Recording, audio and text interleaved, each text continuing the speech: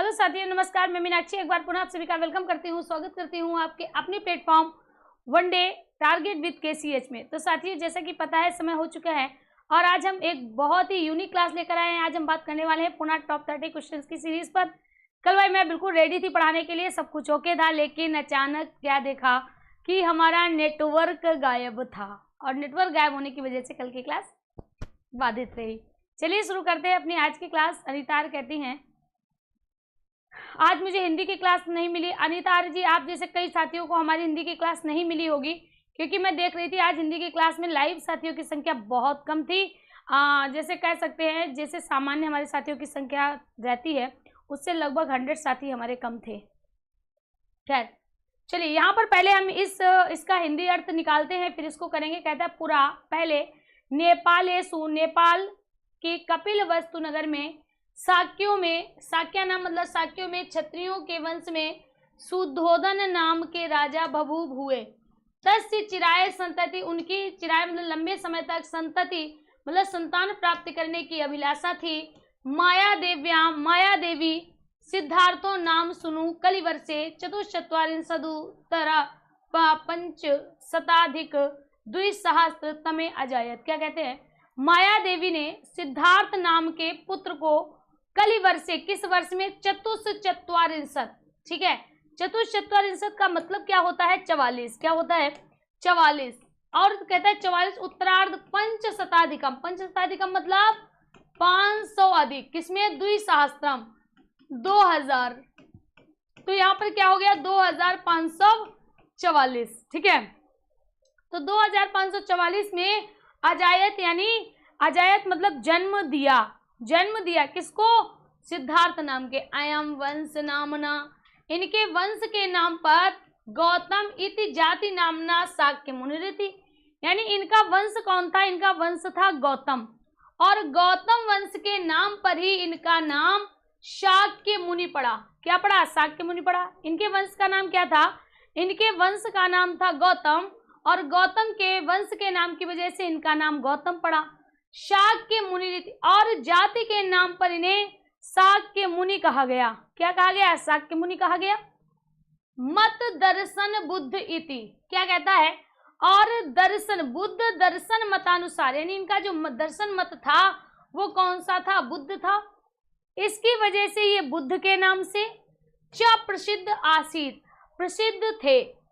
सप्तेहि मतलब 7 दिन बाद, सप्तेहि 7 दिन बाद मात्रा, माँ से वियुक्त मेनम अलग हो गए। 7 दिन बाद ही ये माँ से अलग हो गए, यानी इनकी माँ की मृत्यु हो गई। इनकी माँ की क्या हो गई? मृत्यु हो गई। मात्र स्वसा, मात्र के समान, माँ के समान मौसी गौतमी ने परिवर्धनासीत, यानी इनका लालन पालन किया। परिवर्धयामास मतलब इनका लालन पालन किया।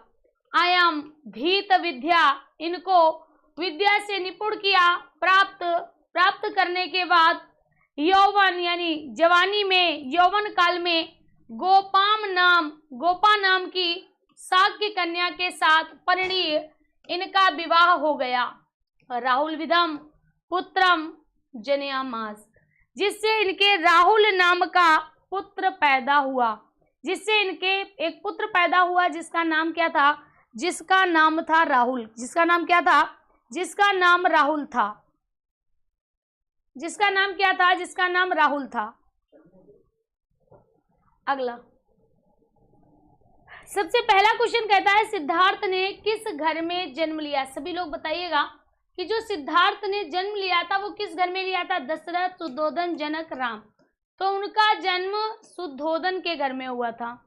किसके घर में हुआ था? सुद्धोधन के घर में हुआ था। क्लियर? किसके घर में हुआ था? सुद्धोधन के घर में हुआ था। अगला कहता है सुद्धोधन किस देश का राजा था? अवध, कपिलवस्तु, मगध, उड़ीसा। क्या हो जाएगा? कपिलवस्तु। सुद्धोधन कपिलवस्तु के राजा थे। सुद्धोधन कपिलवस्तु के राजा थे। क्लियर? अगला क्वेश्चन कह रहा है सिद्धार्थ की माता का क्या नाम था? अब देखिएगा, जो सिद्धार्थ की माता थी वो सीता थी, गौतमी थी, महामाया थी या जानकी थी? तो जो गौतमी थी, गौतमी तो इनकी मौसी थी। क्या थी? मातृस्वसा थी। जिनको क्या कहते हैं? मातृस्वसा। क्या थी? मातृस्वसा थी। जबकि जो महामाया थी, महामाया इनकी माँ थी, इनकी जननी थी, इनकी माँ थी। शी विकल्प हो जाएगा। सिद्धार्थ की माता का क्या नाम था? सिद्धार्थ की माता का नाम महामाया था। सिद्धार्थ की माता का नाम क्या था? सिद्धार्थ की माता का नाम महामाया था। शी विकल्प आपका राइट होगा। सी विकल्प आपका राइट हो जाना है। शी विकल्प हमारा राइट होगा। आगे बढ़ते हैं। अगला क्वेश्चन कहते हैं सिद्धार्थ का जन्म किस वर्ष में हुआ था? यानी जो सिद्धार्थ है, सिद्धार्थ का जन्म किस वर्ष में हुआ था? कली वर्ष 2545, कली वर्ष 2544, कली वर्ष 2550, कली वर्ष 1585। तो मेरे साथियों चतुश्चत्वारिंशदिकम यानी 44 अधिक किसमें? पंचशते द्विसहस्त्रम। विकल्प क्या हो जाएगा? बी हो जाएगा। संतोष जी आप किस प्रश्न का आंसर दे रहे हैं? मुझे ये नहीं समझ में आया। 4 का विकल्प क्या हो जाएगा? बी हो जाएगा। 4 का विकल्प क्या हो जाएगा? बी हो जाना है। बी विकल्प आपका राइट होगा। अगला, अब यहाँ पर कहता है नाविका में संधि बताइए। सभी लोग ध्यान दीजिएगा। जब हम नाविका बोलते हैं तो यहाँ पर क्या कहते हैं? आब निकलता है। यानी कहता है जिस समास में पहले पद में ए, आई, ओ, औ इनके साथ जब कोई असमान स्वर मिलता है, क्या मिलता है?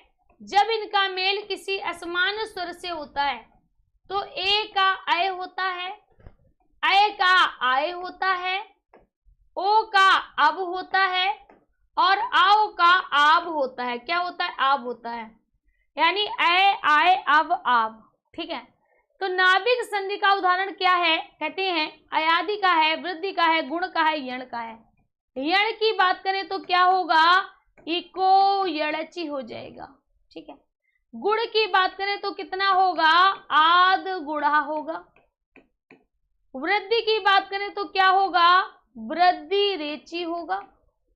सूत्र बता रहे हैं अयादि का एचो, एवा, यावा। एचो, एवा, यावा। यानी कहता है एच प्रत्याहार में अगर एच प्रत्याहार के साथ ये एच प्रत्याहार ए, आई, ओ ये एच प्रत्याहार है, इनके अगर इनका मेल किसी असमान स्वर से होता है तो इसमें बदल जाते हैं। इसमें मेल होता है तो इसमें बदल जाता है। अब देखिएगा, तो जैसे हम लिखते हैं ना प्लस आ प्लस वा प्लस ई प्लस का प्लस आहा। अब देखिएगा यहाँ पर हमें क्या दिख रहा है? आब। क्या दिख रहा है? आब। आब का मतलब पहले वाले पद में अ होगा तो ना के साथ क्या हो जाएगा? अ हो जाएगा, न हो जाएगा। जो बच्चा है उसको ऐसे ही लिख दो, 9 प्लस इका। क्या हो जाएगा? 9 प्लस इका नाविका हो जाएगा। अयादि संधि होगी। ए विकल्प आपका राइट होगा। ए विकल्प आपका राइट हो जाएगा। ठीक है, आगे बढ़ते हैं। अगला क्वेश्चन देखिएगा।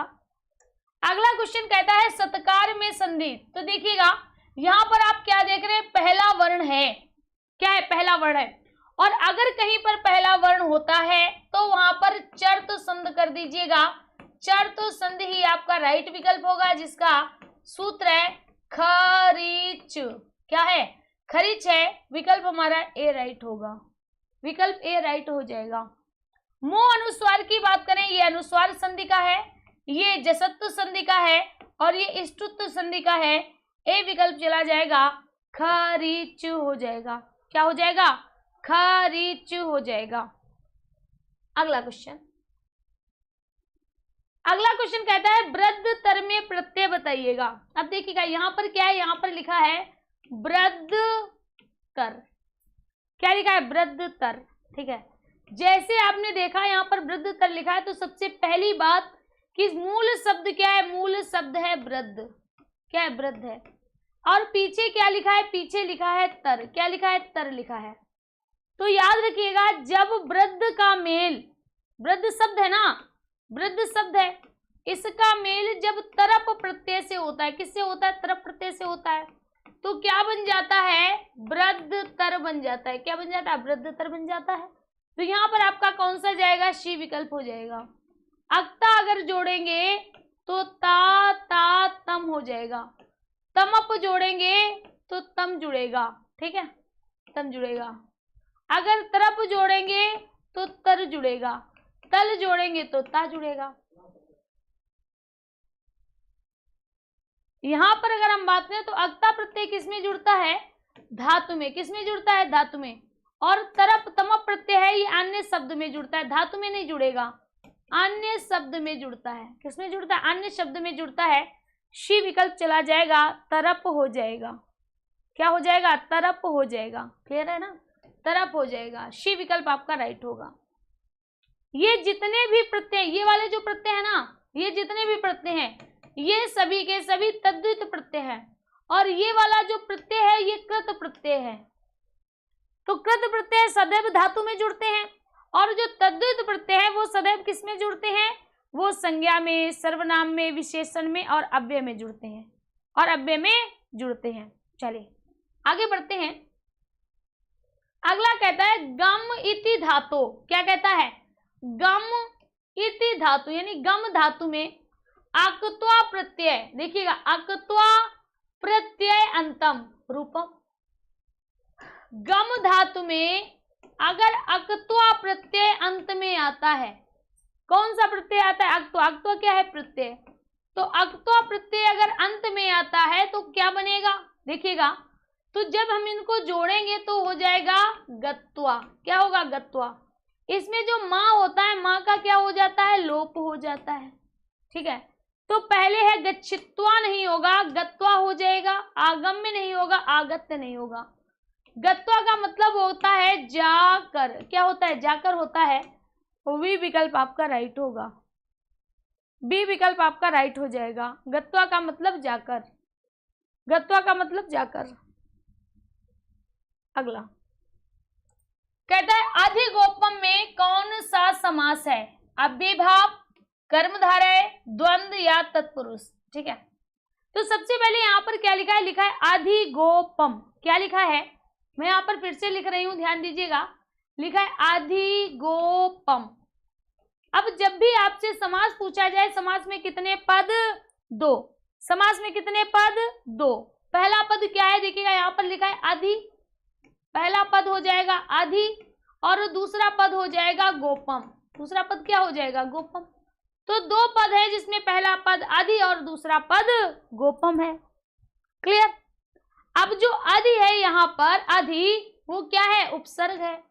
तो अगर जिस समास का पहला पद उपसर्ग होता है वो अव्ययी भाव समास होता है। क्या होता है, अव्ययी भाव समास कहलाता है। अब यहाँ पर आपसे कह रहा है अव्ययी भाव, कर्मधारय, द्वंद्व, तत्पुरुष, तो क्या हो जाएगा, अव्ययी भाव हो जाएगा। क्या हो जाएगा, अव्ययी भाव हो जाएगा। अब जब हम इसका समास विग्रह करेंगे तो गोपम का हो जाएगा गोपी, और आदि का हो जाएगा इति। क्या हो जाएगा, गोपी इति। क्या हो जाएगा, गोपी इति। ध्यान दीजिए, क्या हो जाएगा, गोपी इति हो जाएगा। क्लियर, गोपी इति हो जाएगा। संतोषा मृत्युंजय बहुत दिन बाद दिखी हो, दिनेश, संतोषा मृत्युंजय, पूनम, अनीता आर्या, पल्लवी शुक्ला, पंकज, राधिका, संतोष कुमार तिवारी, अवनी, यूबी, पूनम, डीपी यादव। अब क्लास से पूनम गुप्ता गायब है, भाई पूनम हो या पूनम गुप्ता हो, पूजा, कृष्णा पाल, और भी कई हमारे साथी, दीपा गौर। अब देखिएगा यहाँ पर क्या कहता है, अगला क्वेश्चन कह रहा है गम धातु। क्या कहता है, गम धातु, ठीक है, का लट लकार, यानी कौन सी धातु है, धातु है गम धातु।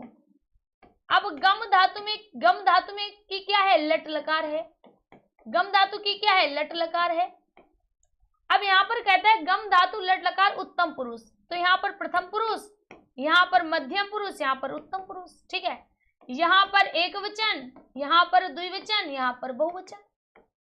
अब देखिएगा यहाँ पर, तो सबसे पहले क्या कहता है, ती ता अंति, शी था, आमी आवह आमह, ठीक है। उत्तम पुरुष द्विवचन, ये उत्तम पुरुष है, ये उत्तम पुरुष का क्या है, द्विवचन है। गम धातु है, गम के रूप कैसे चलते हैं, गच्छ से। ये डंडा और वा जोड़ना है, क्या हो जाएगा, गच्छावा हो जाएगा। विकल्प यहाँ पर क्या होगा, बी चला जाएगा, गच्छावा हो जाएगा। क्या हो जाएगा, गच्छावा हो जाएगा। तो विकल्प हमारा क्या जाएगा, बी चला जाना है। अगला क्वेश्चन देखिएगा, कहता है संस्कृत के जिन शब्दों के रूपों में कभी परिवर्तन नहीं होता उन्हें क्या कहते हैं। पहली बात आपसे कह रहा है संस्कृत के शब्द, किसके शब्द हैं, संस्कृत के शब्द हैं। कहते हैं उनके शब्द में कभी परिवर्तन ना हो, तो जिन संस्कृत के शब्दों में परिवर्तन नहीं होता है उनको क्या कहते हैं, अव्यय कहते हैं। क्या बोलते हैं, अव्यय कहते हैं। अव्यय का ही दूसरा नाम अविकारी होता है। इन अविकारी शब्दों पर लिंग का, वचन का, लिंग का, वचन का, पुरुष का, विभक्ति का, पुरुष का, विभक्ति का कोई प्रभाव ना पड़े, कोई प्रभाव ना पड़े, उनको हम क्या कहते हैं, उनको मेरे साथियों ध्यान दीजिए, उनको क्या कहते हैं, उनको अव्यय कहते हैं, उनको अव्यय कहते हैं। तो यहाँ पर आपका विकल्प क्या जाएगा, बी विकल्प चला जाएगा, अव्यय हो जाएगा। क्या जाएगा, बी विकल्प चला जाएगा, अव्यय हो जाएगा। उपसर्ग सदैव शब्द के आगे लगते हैं, शब्द के प्रारंभ में लगते हैं। जो आपके समास होते हैं, समास, ठीक है, समास क्या होता है, शब्द में शब्द का मेल, शब्द के साथ शब्द का मेल समास होता है। वी विकल्प चला जाएगा, अव्यय हो जाएगा। वी विकल्प चला जाएगा, अव्यय हो जाएगा। अगला क्वेश्चन देखिएगा, कहता है गुरु शब्द का प्रथम बहुवचन का रूप है। अब यहाँ पर क्या कहता है, शब्द क्या है, गुरु शब्द का प्रथमा विभक्ति और बहुवचन। तो गुरु के रूप जो चलते हैं कैसे चलते हैं, गुरु गुरु गुरुवहा, गुरुम गुरु गुरुन, गुरुणा गुरुभ्याम गुरुभी। यानी अगर हम गुरु की बात करें, गुरु गुरु गुरुवा, गुरु गुरु गुरुवा। अब देखिएगा यहाँ पर कहता है गुरुणा, गुरुणा तो तृतीया है, गुरु गुरु गुरुवा, गुरुम गुरु गुरुन, गुरुणा, गुरुणा गुरुभ्याम। यानी ये जो है ये द्विवचन में आता है, तृतीया में भी आएगा, चतुर्थी में भी आएगा, पंचमी में भी आएगा। गुरुभ्या, गुरु गुरु गुरुवा, गुरुम गुरु गुरुन, गुरुणा गुरुभ्याम गुरुभी, है ना, गुरु गुरुभ्याम गुरुभ्या। तो ये जो है ना ये बहुवचन का है, और ये है, ये जो है ये बहुवचन में आता है। किसके बहुवचन में, तो प्रथमा विभक्ति के बहुवचन में, प्रथमा विभक्ति के बहुवचन में आता है गुरु गुरु गुरुवाह, गुरु गुरु गुरुवाह। 12 का डी विकल्प बता रहे हैं, सभी का राइट है। राधिका, अवनी, माही, महेश, मनीष, पूनम, परमेश, पल्लवी शुक्ला, बहुत बढ़िया। ऐड आ गया, पता नहीं भाई आ गया होगा, मुझे तो नहीं दिखता है। आगे देखिएगा, कहता है राम शब्द का चतुर्थी विभक्ति एक वचन का रूप। क्या कहता है, राम शब्द, जब आप राम शब्द के रूप पढ़ते हो तो क्या कहता है, चतुर्थी विभक्ति का पूछ रहा है ना। तो राम के रूप कैसे चलते हैं, रामा, रामौ, रामा, प्रथमा हो गई, प्रथमा कैसे हो गई, रामा, रामौ, रामाः, दूसरा रामम, रामौ, रामान, ठीक है। तीसरा रामेण, रामेभ्याम, रामई, रामाय, रामाय। अब देखिए चतुर्थी पूछ रहा है, प्रथमा, द्वितीया, तृतीया, चतुर्थी, रामा रामो रामा राम रामो रामा राम राम राम राम रामाय, रामेभ्याम रामेभ्या। यानी ना तो रामम होगा ना रामई होगा, ना रामम होगा और ना राम ही होगा। अब रामाय रामस्य, रामस्य तो षष्ठी में चला जाएगा, विकल्प क्या जाएगा, सी रहेगा। विकल्प क्या रहेगा, सी विकल्प आपका राइट होगा। अगला क्वेश्चन कह रहा है जिन शब्दों के अंत में कोई विसर्ग होता है, देखिएगा कहते हैं शब्द के अंत में, तो जो शब्द का अंत होता है, अगर शब्द के अंत में विसर्ग है तो उसको क्या कहते हैं, विसर्गांत कहते हैं। क्या कहते हैं, विसर्गांत कहते हैं। अगर शब्द के अंत में स्वर है, शब्द के अंत में स्वर है, अगर शब्द के अंत में स्वर है तो क्या कहेंगे, स्वरांत कहते हैं। अगर शब्द के अंत में व्यंजन हो, क्या हो, व्यंजन हो, तो उसको क्या कहेंगे, व्यंजनांत कहेंगे। क्या कहेंगे, व्यंजनांत कहेंगे। अब यहाँ पर क्या कहता है, जिन शब्दों के अंत में कोई विसर्ग होता है, तो जिनके अंत में विसर्ग होता है विसर्गांत कहलाते हैं। शी विकल्प आपका राइट हो जाएगा, विसर्गांत हो जाना है। सभी लोग ध्यान दीजिएगा, क्या हो जाएगा मेरे प्यारे साथियों, विसर्गांत हो जाएगा। क्लियर, विसर्गांत हो जाना है। आगे चलिएगा, कहते पंच सती। अब यहां पर देखिएगा, पंच का मतलब क्या होता है, 5, और सती का मतलब होता है 100। तो यहाँ पर जो पंच सती है उसको हम क्या कहेंगे, 500 कहेंगे। अगर होता पंचाशत, क्या होता, पंचाशत, तो 50 होता। अगर यहाँ पर होता पंचाशत तो मेरे साथियों 55 होता। अगर होता पंचाधिकम पंचसती, पंचाधिकम पंचसती तो कितना हो जाएगा, 505। अब यहाँ पर कहता 50 को क्या कहते हैं, पंचाशत, 500 को पंचसती, 500 को पंचसती, एक पंचाशत, पंचाशत। बी विकल्प राइट होगा, बी विकल्प आपका राइट हो जाएगा। पंचसती पूछ रहा है, जैसे कहते हो ना आप दुर्गा सप्तसती, सप्तसती मतलब 700, अष्टसती 800, पंचसती 500। कहते हैं किस समास में उभय पद प्रधान होते हैं, द्विगु, द्वंद्व, तत्पुरुष, कर्मधारय। तो मेरे साथियों यहाँ पर पूछी गई पदार्थ प्रधानता, यानी पदों की प्रधानता।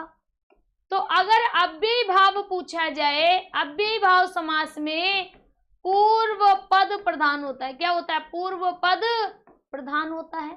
ठीक है, द्वंद्व समास में 2 पद प्रधान होते हैं, दोनों पद प्रधान होते हैं। क्या होता है, दोनों पद प्रधान होते हैं। अगर मेरे साथियों हम द्विगु समास की बात करें, ध्यान दीजिएगा, अगर हम बहुब्रीहि समास की बात करें, किसकी, बहुब्रीहि समास की बात करें, तो बहुब्रीहि समास में अन्य या तीसरा पद प्रधान होता है। क्या होता है, तीसरा पद प्रधान होता है।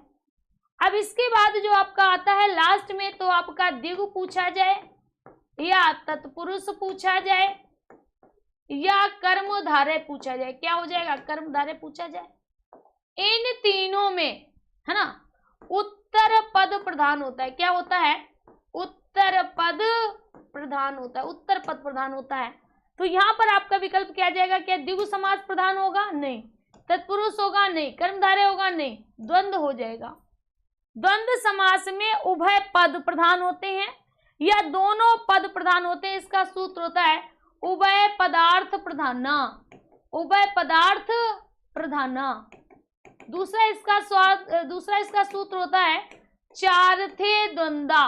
क्या होता है, चार्थे द्वंद्वा। विकल्प यहाँ पर क्या जाएगा, बी चला जाएगा, द्वंद्व समास हो जाएगा, द्वंद्व समास हो जाना है। अगला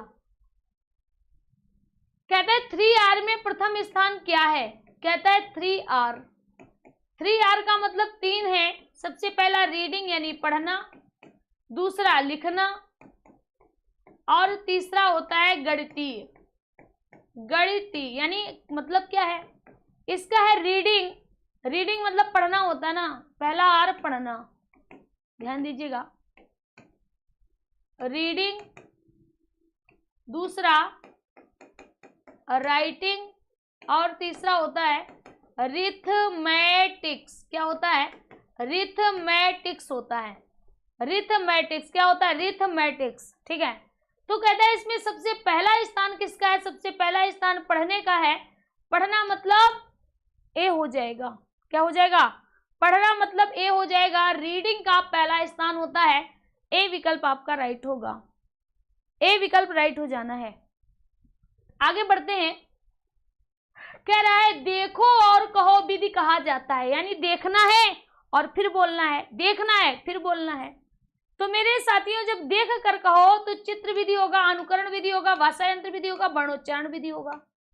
तो देखो और कहो में क्या हो जाएगा? चित्र विधि होगी। चित्र में जो हम देखेंगे उसके अंदर चित्र कहता क्या है वही बताएंगे, चित्र कहता क्या है वही बताएंगे। विकल्प क्या जाएगा? ए जाएगा। अनुकरण विधि होगी, इसमें हम सुनकर या देखकर, सुनकर या देखकर बोलेंगे, ठीक है। भाषा यंत्र में भी सुनकर बोलेंगे, इसमें वर्णोच्चारण में भी हम सुनकर बोलेंगे। तो यहां पर आपका विकल्प क्या हो जाएगा? चित्र विधि हो जाएगा। ए विकल्प आपका राइट होगा। ए विकल्प राइट हो जाएगा। आगे बढ़ते हैं और यहां पर कहता है अव्यय है। अव्यय क्या है? भव, तम, त्वरित या उत्तीर्ण। उत्तीर्ण तो क्रिया है, त्वरित को हम कहते हैं तुरंत, त्वम सर्वनाम है और भव क्रिया है। अब देखिएगा ये क्रिया है नहीं होगा, ये क्रिया है नहीं होगा, त्वम सर्वनाम है नहीं होगा। क्या हो जाएगा? सी हो जाएगा। क्या हो जाएगा? सी हो जाएगा। 19 जो क्वेश्चन नंबर है उसका आंसर क्या हो जाएगा? त्वरित। त्वरित का मतलब क्या होता है? तुरंत। त्वरित का मतलब क्या होता है? तुरंत। काफी हमारे साथी विकल्प ए के साथ जा रहे हैं। पूनम सिंह कहती हैं ए होगा, कुछ लोग कहते हैं बी होगा। भाई बी नहीं होगा, क्या होगा? सी हो जाएगा, त्वरित हो जाएगा। त्वरित मतलब तुरंत, त्वरित मतलब तुरंत। अगला क्वेश्चन, अगला क्वेश्चन कह रहा है मेघ का पर्यायवाची। तो सबसे पहले एक बात बताओ, मेघ कहते किसे हैं? बादल को कहते हैं। मेघ किसे कहते हैं? बादल को कहते हैं। अब यहाँ पर पहला कहता है पुंडरीक। पुंडरीक किसे कहते हैं? पुंडरीक कहते हैं कमल को। किसको कहते हैं? कमल को कहते हैं। कुवलयम, ये किसे कहते हैं? कमल को कहते हैं, ठीक है। कहता है कुशेशियम, जो कुशेशियम है ये भी हम किसे कहते हैं? कमल को कहते हैं। कहते हैं नीरद, क्या कहते हैं? नीरद। नीर यानी पानी, द मतलब देने वाला, पानी देने वाला। और ये किसे कहते हैं? बादल को कहते हैं। तो यहाँ पर याद रखना पानी कौन देता है? बादल दे देता है। विकल्प हमारा क्या जाएगा? बी विकल्प चला जाएगा। क्या हो जाएगा? बी विकल्प चला जाएगा। बी विकल्प आपका राइट हो जाएगा। तो डी विकल्प आपका टिक करिए। अगला क्वेश्चन कह रहा है विंशति। विंशति मतलब 20 से लेकर, 90 मतलब 90। तो देखिएगा जब आप विंशति लिखते हैं तो विंशति के अंत में क्या आता है? ई आता है। जब आप 90 लिखते हैं तो भी अंत में क्या आता है? ई आता है। यानी ये क्या है? ये इकारांत, ये इकारांत शब्द है। और इकारांत क्या होते हैं? स्त्रीलिंग होते हैं। तो जो भी आपके विंशति से लेकर 90 तक जितने भी शब्द आते हैं, जितने भी शब्द आते हैं, जितनी भी संख्याएं आती हैं, सभी संख्याएं आपकी स्त्रीलिंग की होंगी। किसकी होंगी? स्त्रीलिंग की होंगी। जो आपका सहस्त्रम है, सहस्त्रम देखिएगा ये दशम है, अयुतम है, प्रयुतम है, शतम है, ये सभी के सभी नपुंसक लिंग के हैं। कैसे हैं? नपुंसक लिंग के हैं, नपुंसक लिंग के हैं। तो यहां पर आपका विकल्प क्या जाएगा? बी चला जाएगा, स्त्रीलिंग हो जाएगा। अर्चना त्रिपाठी क्या लिखा बेटा? स्त्रीलिंगी लिखा है, टाइपिंग में मिस्टेक हो गया। आगे बढ़ते हैं।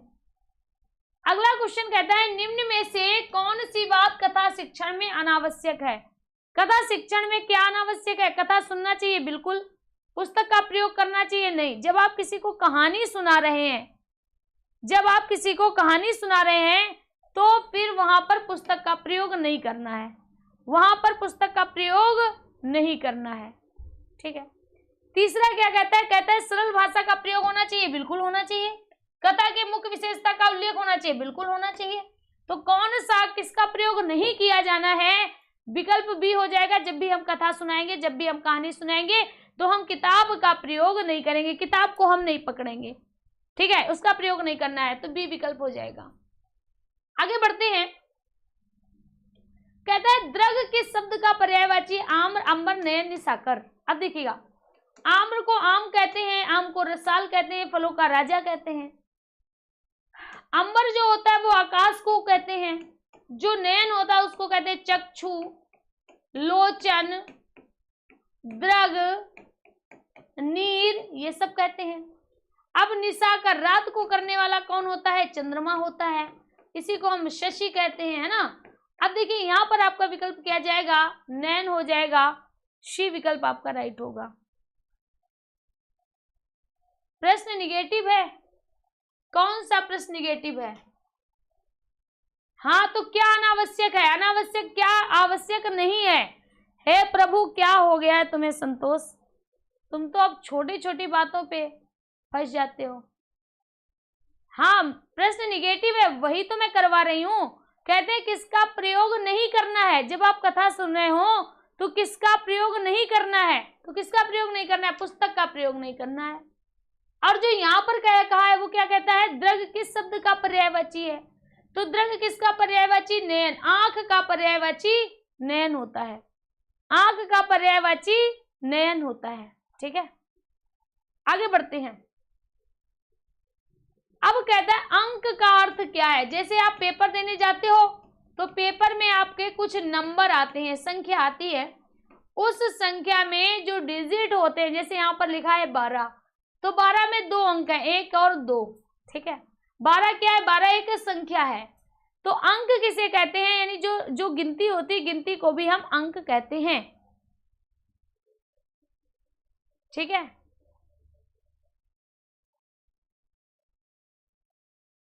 बात समझिए। यहां पर क्या कहता है? यहां पर क्या है? यहां पर हमने कहा अंक, अंक को क्या कहते हैं? नंबर कहते हैं। अब यहां पर कहता है अंक का अर्थ क्या है? तो अंक का अर्थ एक तो नंबर है, यहां पर है नहीं कहीं। दूसरा, अंक कहते हैं गोद को। आपको पता होगा ध्रुव तारा के विषय में, जो ध्रुव तारा है, जो ध्रुव थे, उनके पिता का नाम उत्तानपाद था। उनकी 2 रानियां थी, एक का नाम था सुनीति और एक का नाम था सुरुचि, ठीक है। तो जो ध्रुव थे, ध्रुव का एक सौतेला भाई भी था जिसका नाम था उत्तम। तो एक बार ऐसे ही उत्तम गोद में बैठ गया जाके, ध्रुव बैठे हुए थे, अचानक रोता हुआ जाकर उत्तम पहुंच जाता है। तो उसकी माँ जो थी, उसकी माँ, उत्तम की जो माँ थी, उत्तम की माँ ने ध्रुव का हाथ पकड़कर उतार दिया और उत्तम को बैठा दिया। जब ये ध्रुव देखते हैं तो ध्रुव रोने लगते हैं। तो उस पर उसकी माँ कहती है, उत्तम की माँ कहती है कि अगर तुम्हें पिता का अंक चाहिए, अगर तुम्हें पिता की गोद चाहिए, है ना, तो इस गोद का क्या करना? ऐसा स्थान पाओ जो दुनिया याद करे। तब ध्रुव ने तपस्या की और आज ध्रुव का नाम सभी लोग जानते हैं। कोई बात नहीं संतोष जी। तो यहाँ पर एक अंक का क्या अर्थ होता है? गोद होता है। एक अंक का अर्थ नंबर होता है। विकल्प क्या जाएगा? ए जाएगा। ये तो छोटी मोटी गलतियां होती रहती हैं भाई, हमसे भी हो जाती है। मैं बार बार यही कहती हूँ, हमसे भी होती हैं। कहता है हित और मनोहारी बातें एक साथ दुर्लभ है। किसमें कहा गया? कुमार संभव में, किरातार्जुनीय में, शिशुपाल वध में या अभिज्ञान शाकुंतलम में। जल्दी से बताइएगा। हितकारी बातें और हमारे स्वास्थ्य के लिए लाभकारक बातें दोनों एक साथ कहना दुर्लभ है, ये किसमें कहा गया है? कहता है कुमार संभव में, किरातार्जुनीयम में, शिशुपाल वध, अभिज्ञान शाकुंतलम। किरातार्जुनीयम हो जाएगा। क्या हो जाएगा? किरातार्जुनीयम हो जाएगा, ठीक है। अगला क्वेश्चन देखिएगा। अगला क्वेश्चन कहता है माँ ब्रूही दीनम बच्चा। माँ मतलब मत, ब्रूही मतलब बोलो, दीन वचन। दीन वचन किसी से ना बोलो। कुमार संभव, नीति शतक, शिशुपाल वध, अभिज्ञान शाकुंतलम। नीति शतक से कहा गया है। किसने कहा है? तो मेरे साथियों इसको कहने वाला है भर्तृहरि। भर्तृहरि। आगे, सुंदर का विलोम क्या है? असुंदर, कुरूप, अपवित्र, मलिन। मलिन का क्या होगा? स्वच्छ हो जाएगा। अपवित्र का क्या हो जाएगा? पवित्र हो जाएगा। कुरूप का क्या हो जाएगा? कुरूप का सुंदर हो जाएगा। असुंदर नहीं होता है तो यहाँ पर आपका विकल्प क्या जाएगा? बी चला जाएगा। कुरूप का स्वरूप हो जाएगा, कुरूप का सुंदर हो जाएगा, कुरूप का स्वरूप हो जाएगा, कुरूप का सुंदर हो जाएगा। बिल्कुल दिखते हैं, दिखते काहे नहीं है, लेकिन जब आप करती हो ना कमेंट तो आपका नाम नहीं पढ़ पाते हैं दीपिका।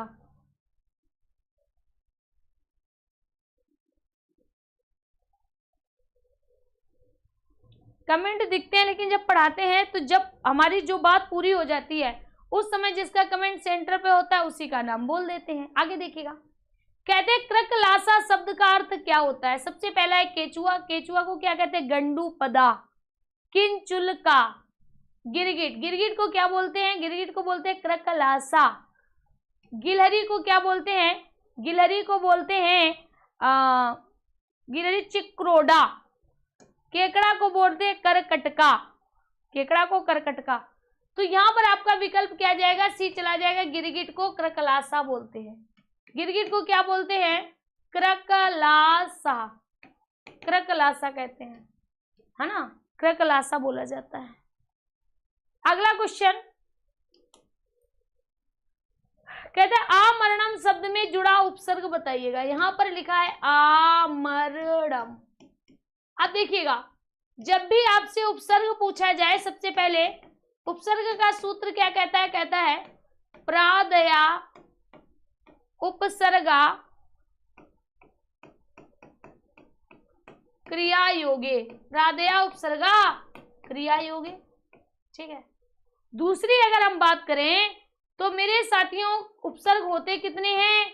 द्वयविंशति। ठीक है। अब यहाँ पर उपसर्ग आते कहाँ है? उपसर्ग तो आरंभ में जोड़े जाते हैं। कहाँ पर जोड़े जाते हैं? आरंभ में।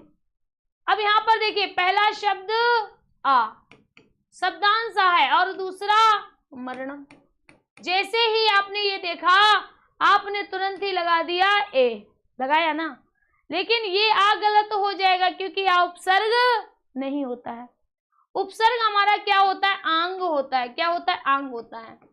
जब आंग उपसर्ग जोड़ा जाता है तो आ जुड़ता है, और ये जो इंगिया है ना, इंगिया, इसकी इत संज्ञा हो जाती है। क्या होती है? इत संज्ञा हो जाती है। इत संज्ञा हो जाती है। विकल्प हमारा क्या जाएगा? आंग उपसर्ग चला जाएगा। शी विकल्प राइट होगा। ध्यान दीजिएगा, शी विकल्प आपका राइट हो जाएगा। आगे बढ़ते हैं, अगला क्वेश्चन देखिएगा। अगला क्वेश्चन कह रहा है गणेशाय नमः के गणेशाय में विभक्ति बताइएगा। यहां पर क्या कहता है? गणेशाय नमः। क्या बोल रहा है? गणेशाय नमः। कि गणेशाय में विभक्ति षष्ठी है, चतुर्थी है, प्रथमा है या द्वितीय है? तो जैसे हमने देखा गणेशाय नमः, इसमें क्या लिखा है? नमः। तो याद रखिएगा, नमः, स्वस्ति, स्वाहा, स्वधा, बसट और अलम। ठीक है। इनके योग में सदैव चतुर्थी विभक्ति होती है। इनके योग में सदैव चतुर्थी विभक्ति होती है। नमः, स्वाहा, स्वधा, बसट, अलम। और किसमें होगी? गणेशाय, जिससे ये शब्द जुड़े होंगे। गणेशाय में पंचमी विभक्ति होगी, सॉरी, गणेशाय में चतुर्थी विभक्ति होगी। यहाँ पर आपका विकल्प क्या जाएगा? बी चला जाएगा। चतुर्थी विभक्ति हो जाएगी। क्या हो जाएगी? चतुर्थी विभक्ति हो जाएगी। ठीक, यहां तक बात समझ में आ गई? तो मेरे साथियों, आज की जो क्लास थी उसमें प्रश्नों की श्रृंखला यहीं तक थी। मिलते हैं कल फिर से रूबरू होंगे आपके साथ, आपके सामने एक नई क्लास को लेकर। अगर आपको ये क्लास अच्छी लगती है तो भाई क्लास को थोड़ा शेयर करिए। कल तो क्लास नहीं हुई थी और परसों भी क्लास नहीं हो पाई। परसों तो थोड़ा आपको जैसे पता होगा कि लाइट प्रॉब्लम थी और क्लास चल रही थी, अचानक से लाइट ने थोड़ा गड़बड़ कर दिया और क्लास बंद हो गई। कल नेटवर्क ने धोखा दे दिया, शायद सर ने आपको कमेंट में बताया था कि नेटवर्क धोखा दे गया है, नेटवर्क नहीं आ रहा है। अगर नेटवर्क प्रॉपर आता तो आपकी क्लास होती, क्योंकि मैंने जैसे हिंदी की क्लास खत्म की और हिंदी की क्लास एक और खुदा ना खास्ता आपकी हिंदी की क्लास हो गई। जैसे हिंदी की क्लास एंड हुई देखते हैं कि मात्र 5 या 10 मिनट बाद नेटवर्क गायब हो चुका था। काफी इंतजार किया, 15 मिनट, 20 मिनट, आधा घंटा कि आ जाएगा आ जाएगा, नेटवर्क नहीं आया। इस वजह से कल की जितनी भी क्लासें थी सारी क्लासें बाधित रहीं और आज सारी क्लासें अपने यथा समय पर होंगी। Thank you. थोड़ा क्लास को प्यार दीजिए, सपोर्ट करिएगा, साथियों को बताइएगा संस्कृत की क्लास के बारे में। Thank you.